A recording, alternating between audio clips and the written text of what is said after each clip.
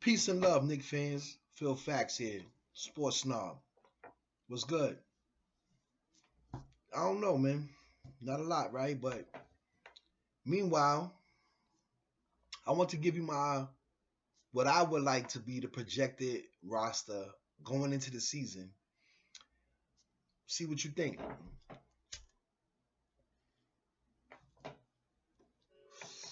This blunt's for you. All right, cool. Let's get right into it. So, with the roster right now that we have, there's a lot of we don't know what our roster is gonna be. Let's just put it that way. There was a lot of contracts with team options. Cool. So I'm gonna tell you the players that I'm gonna tell you the team that I would like to see us start the season with when we do get to play basketball. I want to keep Frank, number one. Keeping Frank, number two. Keeping Knox, number three. Keeping DSJ, straight up. You already know Mitch is a given. RJ is a given. So that's already five right there. Frank, Mitch, Knox, DSJ, RJ. All right, cool. That could be our starting five, whatever. I'm cool with that. But y'all gonna get mad when I tell you this, but I'm telling y'all right now, from what I'm seeing, and I mean, I don't have a problem with it really because this year we not winning shit. Y'all keep acting like we going to the finals. We need to calm down and get this team together and establish a lot of things, not just the culture. Let's establish a lot of things. Like who the fuck is our team? Who's our lineup? All right, cool. Pardon me, y'all, with the cursing, but it gets frustrating with these Knicks. Okay, so I want to keep Mitch. I want to keep excuse me, we keeping Mitch, of course. I want Julius Randle to stay. I'm all right with it. I thought about it, and Tibbs is feeling him, man. Bottom line is, it doesn't matter what we think. I think that Tibbs thinks he's a player. Tibbs thinks that Randle was a player. Tibbs used to have he used to be in love with DSJ from what I've read. I mean, he has good things to say about Knox. He has, he likes Frank and Mitch because those are two defensive players. Those are our two defensive players. All right, then. So that's six players right there. Right? We ain't gotta even speak about RJ. We already know. All right. Now, the next spot, because you know that right there will be we gotta figure out who's gonna be the starting five. If Randall's gonna start, does Randall lead the second unit? It doesn't matter how much people are getting paid. I'm tired of that shit. We need to figure out what works with this team, what works with these players. Excuse me. And if we get these young guys to play and then Randall can come in and give them a powerful punch, I don't have a problem with that. It's always guards that are six man of the year. It's not wrong with a power forward or forward being six man of the year. There's nothing wrong with that at all. You don't just got to be MVPs and all that other stuff. Six man is cool. So that being said, there's a couple of players and a couple of situations where those are like the solid positions. Those six right there, we know they on our team.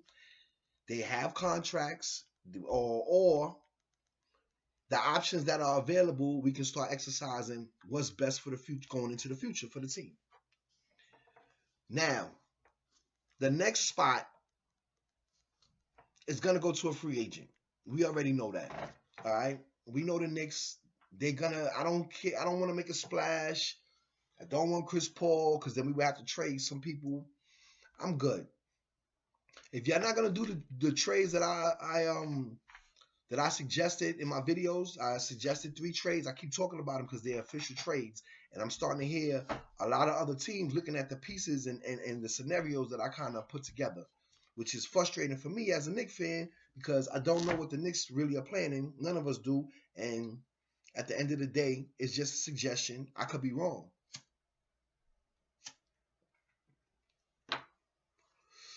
So, like I said, but we know they're going to get a free agent. So that's already a slot right there. That's 7. We know they're going to get somebody. Whether it's Chris Paul, I'm gonna tell y'all some shit right now. I'm gonna tell y'all who I think we should get, who we should sign. And it's been a hot topic, I think. Today I heard it a few times, and I've been thinking this since last week. So I'm gonna bring that up right now. Yo, why we don't sign Isaiah Thomas? What's wrong with him? We not winning a championship. Let's get some chemistry flowing. Let's get some winning basketball. So let these players experience winning 2 or 3 games in a row, and just certain things that Isaiah could bring to the table. Even if he is a defensive, we got Frank. So Isaiah Thomas, even if he doesn't play the defense, because he does give effort, we can't say he doesn't try. He may not. He may have the physical, liabilities that stop him from being a defensive juggernaut. But yo, fam tries, and we got Frank. So, and I'm not saying that like, I'm just saying what I mean is that we can create situations where we can cover for Isaiah's lack of size. Bottom line, with Mitch and Frank in there, especially with Isaiah, there's not a lot you got to worry about because he's gonna give you scoring and they're gonna give you defense. Duh, fuck, unbelievable. But I really think that that's the free agent that we should probably think about signing. It probably won't cost us as much as anyone else, and it will give us a lot of financial flexibility to make other moves and use that cap space we got. We need to start using that shit. I'm gonna keep it real. We need to start selling that shit for picks. Word. Not even for players. Let's sell it not for players that's in the league now. Let's sell it for future players. Let's start using this salary cap space to help bail motherfuckers out with the pact. Well, no, pardon me, y'all. Let's start helping some of these teams out while we get some picks back in return for their debt. As a measure of gratitude to us for helping them out. So there's a lot of ways we could buy picks. I know there's a lot of things that the NBA. There's a lot of ways that we can use that cap space we have. And the reason being is because I'm realizing we're not gonna win a chip within the next 5 years. Straight up and down. Even if we got LaMelo Ball, that don't mean shit. We're not winning a championship, and that's what you play for, right? You play to win a championship. So let's start working on that now, man. I'm fucking watching Miami. I'm watching who else? The team that got Ja Morant, the Grizzlies. Come on, man. Them niggas was worse than us, and now they about to be in the playoffs. The Pelicans too. Like, yo, come on. I'm tired. Let's stop doing dumb shit, man. That being said, Isaiah Thomas is the true free agent we should really go after. It doesn't hurt anything that we're trying to do, and it will give us everything that we need at point guard so that all you desperate ass fans can stop making stupid ass suggestions about draft picks because you just want a guard. Y'all so stuck on just getting a guard when we need scoring. Excuse me, we need shooting from any fucking position at this point. But since I'm speaking about shooting, let me get into the players that I think we need to retain. But the 7th spot on our roster, we already know because, like I said, it's a 12-man roster, right? Gonna go 13 deep. Let's just say 13 deep, 13, and then you got 2 sitting on the bench, or 3 sitting on the bench, whatever. But at the end of the day, I think we should get Isaiah Thomas. We're gonna draft. We got 3 draft picks. If we don't make any stupid trades, like I hope we don't, and like I said, if we was to trade Isaiah Thomas and do what I'm saying, we'd have 2 spots for 2 rookies, depending on how good they are. If we draft the way I'm talking, I told you we should get Obi Toppin and we should get Sadiq Bey. And those are plug-in right now players, and they will go perfectly with the lineup I already have. We can mix and match however we want. Those players bring things to the table that we need, and they complement the players that we have. So that's already 9 spots right there. Boom. Now, the 10th spot is not so much somebody that I want. It's just reality. Once again, it's like the Julius Randle thing. The coach loves this dude. He loves Randle, bro. He likes him. Randle's come in and he's showing improvement. So let's see what he gives us. Same thing for number 10, Taj, man. Let's keep it real. We know Taj is a Thibodeau guy. He's not going anywhere. So whether he's backing up Mitch, well, hopefully Mitch is starting, so Taj will be his backup. And then whatever else decisions we make that could help with that rotation as far as the big man, the center. But that leads me into the next thing, which is the 11th spot, which is Iggy, man. Iggy is already on the Knicks contract. He's getting them. He's a millionaire now, right? He's getting that money, right? He got a real him. He's not on a two-way. He's not on a 10-day. He's on the team. Let him fucking come up and play. Sit his ass on the bench, and when we need him, you know what I'm saying? Apply his skill set to the floor, please. So you got Taj and you got Iggy. Those are two players that's already on the squad, right? Now, this is the shit right here. We looking at all these other fucking free agents and all these other people that we want to sign and give our money to, and we looking for shooting, right? And we got Damian Dotson on our team, man. We got Damian Dotson, man. The boy plays defense 3 and D, man. He wets them threes and he plays defense. What else do you want, man? Let the dude play. I don't care if he got the last spot on the fucking bench at 12, because Tibbs will, I think, end up using him. Because I think Tibbs wants to see what everybody can bring. This is the year for us to put these kids out there, let them play, get in these situations, and let them learn, man. They're not going to learn from blah, blah, blah, blah, blah, and watching only. They have to apply.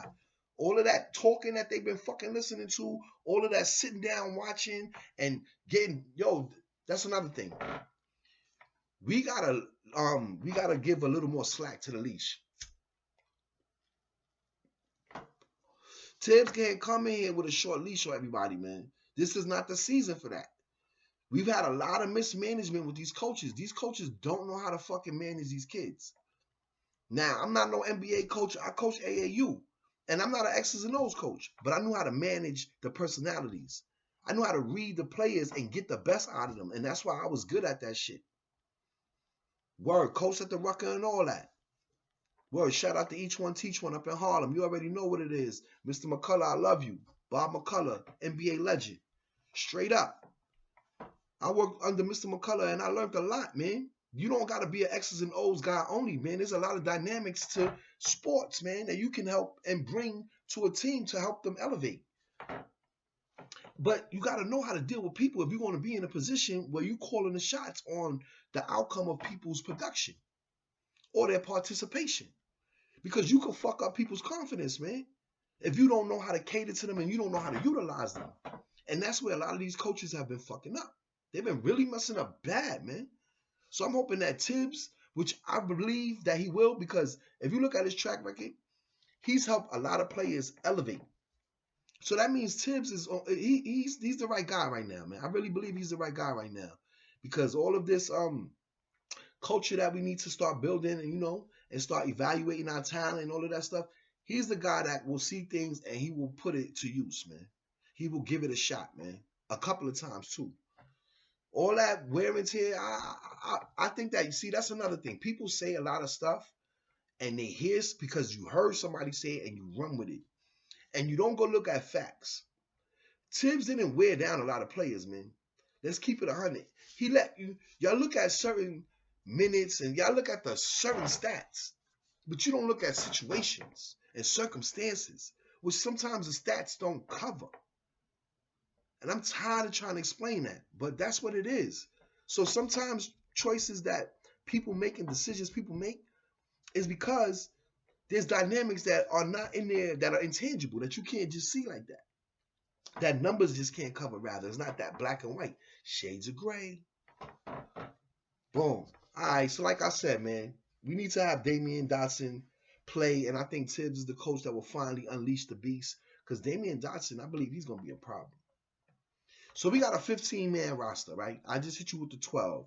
Those are the dudes that I feel should be up on the court every day, on the bench or on the court playing and contributing to the team, shuffling them around and see what happens, see what they got, what they can contribute and give to us, and we can move forward from there. But there's still 3 more roster spots. And I'm tired again. Yo, what's the G League for? Let's just put it like that, because what's the G League for? What's the G League for if we're going to be paying people to play basketball games so that they can build up their skill set and they never come to the fucking team? We haven't brought up we have not consistently used our G League yet, bro. Talk about non-development. That's crazy. How long we had a G League team? How long they been paying people to be on the Westchester Knicks? They got a fucking gym. They pay for uniforms. They spending money on all this shit. What are we getting out of it? What are we getting out of it? So, my fucking point is, can we please bring up Jared Harper, Kenny Wooten, and Mo Harkless, man? We got more players too. If you look at the roster, the lineup on the Westchester Knicks, come on, man. We on the fucking, we blabbing and everybody's going, yo, we have things that we need to see. That's like your moms when your moms make you a plate of food and you fucking don't even eat your food yet. You already asking for more shit. She just put the fucking plate in front of you. You haven't even picked up your fork and started tasting the food yet. And you asking for more. Can I taste what this shit is like? Can we see what the fuck we got before you start asking for more? Please? Damn. So we got Wooten, we got Harper, and like I said, we got Harkless. Yo, and all three of these players, man, you've heard a lot of positive things about them. We need to see. What the fuck is the G League for? If we're not going to use people. We're not going to utilize it. It shouldn't be a form of punishment, fam. We need to use it for what it is, a farm system that helps us find talent, man. I'm tired of hearing about dudes. You got Kadeem. What's that dude's name? Kadeem Allen? Fam. No disrespect. No disrespect. But come on, fam. We already know what son is, man. You should see how many guards and forwards is on this team, man. So what are we trying to pay people 30 million, 22, 25 million a season? Yo, we have pieces that we haven't even seen what they could do. It's time to start using our brain and stop using our pocket. Word. I'm tired of getting robbed. I'm tired of getting put in news and rumors so that we could be, strategically used for other teams or players so that they could get a contract. I'm tired of that. I'm tired. We got to get it together. And now that we have a new front office, I expect these things to happen. But I'm putting it out there. Because if it don't happen, you're going to hear my fucking mouth. Now, we need to cut Ellington. We need to cut Payton. We need to cut Portis. And we need to cut Bullock. Let them all go. Let them go. And like I said, we already know Taj is going to play, right? So just give him the job. He's the backup center. I don't want to hear about Portis could hit threes. I don't want to hear. We got, and like I said, Wooten. I mean, the NBA is playing small ball right now. And Mitch needs to play as much as possible anyway. As long as his ass don't stay in foul trouble, he need to be on the floor as much as possible. I don't care if he plays 40 minutes. I don't give a fuck. If it was 50 minutes, that motherfucker should be in there at the end of the day. Because we need to get these kids reps out there against the real competition that they're going to be dealing with. Not just each other. Word. And everybody doesn't come into the league. Everybody's not Iverson. Everybody's not Marbury. That they come in the league busting ass immediately. Yo, can you please give Knox and Frank a fucking break, please? Please? Cut it out, man. Word. And Diaz, yo. I already told y'all what I did to him. I'm not gonna. Yo, leave DSJ alone, man. Leave him alone. Leave him the fuck alone. Let the boy play, man. Please, man. Word. So I'm not even talking about, I don't even want to talk about no other rumors or nothing. I'm telling you, this is what I want. My projected fucking squad, my projected roster for the Knicks and the free agent that I think we should sign because it'll be a perfect scenario and let's go from there. Please, man.